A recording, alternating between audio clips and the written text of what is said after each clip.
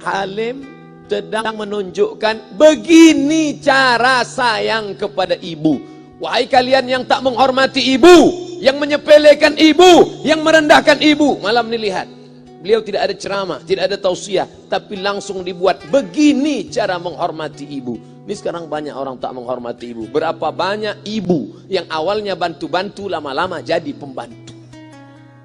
Dulu dia tidak tarawih, kenapa? Karena kita menangis merengek di rumah. Sekarang di hari tuanya dia tidak tarawih juga. Kenapa? Dia menjaga cucunya. Berapa banyak itu terjadi. Jangan sampai. Dia tidak pernah menolak cucunya, dia sayang.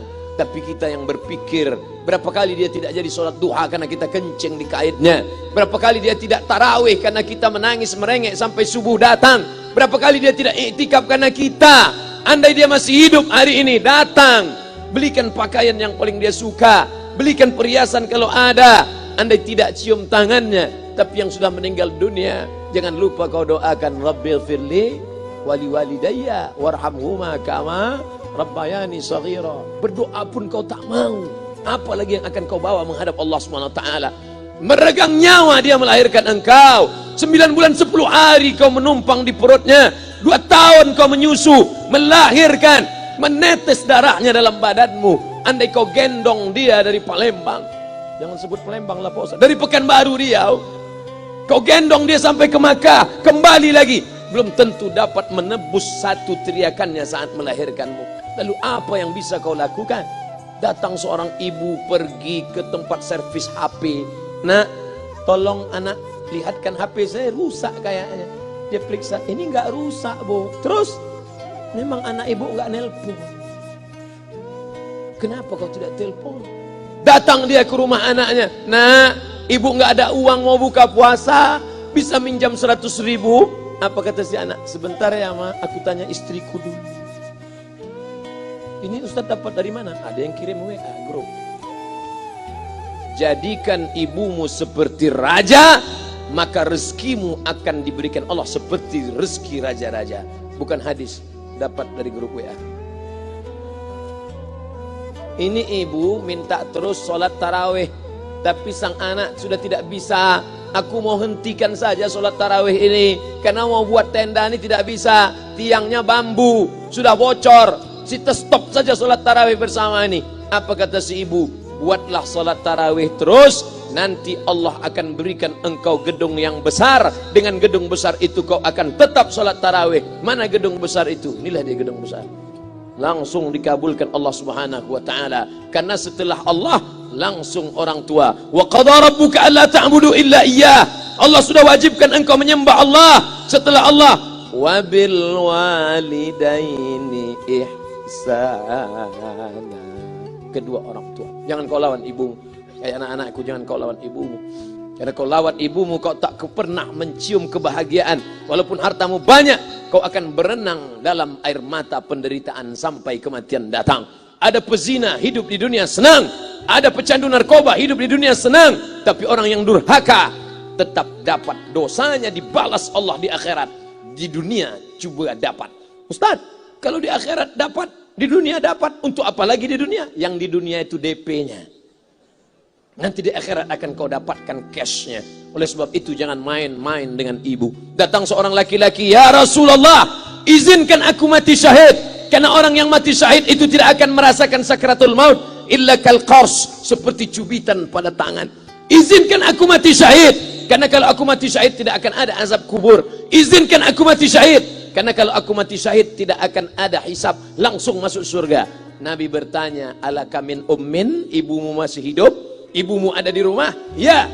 Ilzam rijlaiha fathammal jannah, urus tapak kakinya, akan kau dapati surga di sana. Tak perlu kau mati syahid, tapak kakinya kau urus, kau dapati surga di sana. Kalau tapak kakinya kau urus dapat surga, apalagi kau urus kepalanya, apalagi kau urus badannya. Pulang dari sini, urus ibumu, mandikan dia, belikan pakaian yang baik, cari makanan kesukaannya. Kalau dia sudah meninggal, maka kau datang ke sana, langsung dapat tisu. Bapak Ibu yang dimuliakan Allah Subhanahu wa taala. Ini Ustadz suaranya menggelegar, nih marah apa? Enggak, saya tak marah. Terus dikasih Haji Alim buka nasi kuning tadi, makanya suara menggelegar. masukkan Pak Kapolda daging sama ayam 3. Masya Allah, ini kari Palembang nih Pak Ustaz. Mantap, menggelegar suara kita di rumah.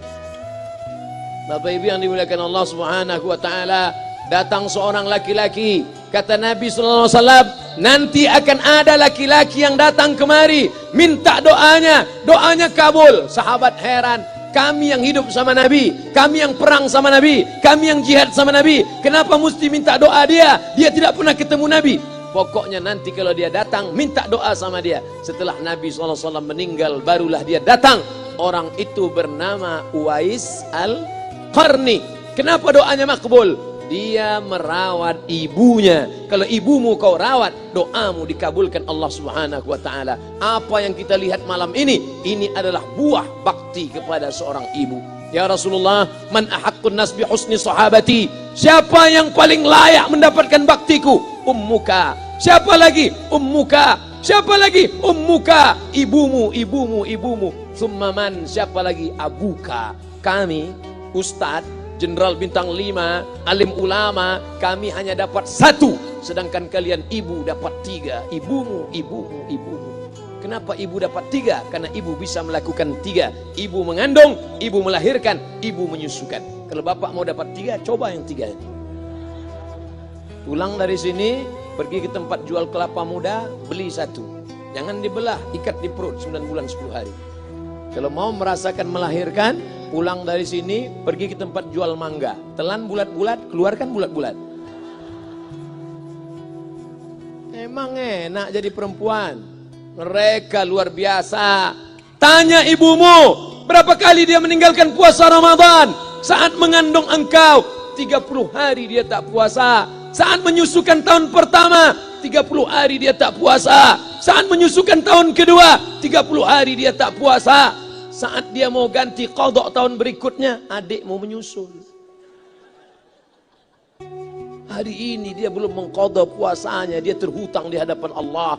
Lalu apa yang bisa kau lakukan? Malam ini betul-betul disadarkan. Alhamdulillah, ibu saya masih hidup, umurnya 70 tahun. Saya akan pulang dari kajian malam ini. Nampaknya malam ini saya yang ceramah, saya yang tausiah. Tapi saya mengambil pelajaran. Pulang dari sini, saya akan lebih sayang pada emak saya. Saya lebih cinta kepada ibu saya. Saya malu, saya hanya pandai berceramah, berkata, tapi orang sudah mengamalkannya langsung. Haji Alim membelikan gelang ibunya 2 kali sampai 4 kali setahun. Gelang cincin. Sudah dibelikan 2 bulan, hilang. Kemana? Ada orang susah tadi aku kasih. Ternyata itu yang membuat rezeki melimpah ruah. Maka rezeki buah yang sudah matang harus kita joloknya dengan apa? Dengan berbakti kepada ibu. Bapak ibu yang dimuliakan Allah, saudara-saudaraku yang dimuliakan Allah Subhanahu wa taala. Ibu ini luar biasa. Sampai-sampai ibu, Ustaz jangan nunjuk pakai tangan kiri lah. Oke, pakai kanan. Ibu, andai ngomong ibu salah, tetap dikabulkan Allah Subhanahu wa taala. Ada seorang ibu memanggil anaknya, "Ya Juraij, wahai Juraij." Anaknya sedang beribadah. Ibadah pada Allah atau nyambut ucapan ibu? Allah lebih mulia, dia diam. "Ya Juraij." Dia tetap diam. "Ya Juraij." Dia tetap diam. Dia tidak jawab seruan ibunya. Sampai akhirnya ibunya berkata, apa kata ibunya? "Allahumma la tumitshu hatta turihi wujuhal mumisat." Jangan matikan Juraij sebelum matanya melihat wanita, maaf, tunasusila. Jangan matikan Juraij sebelum matanya melihat wanita tunasusila, WTS PSK, orang nakal, orang jahat.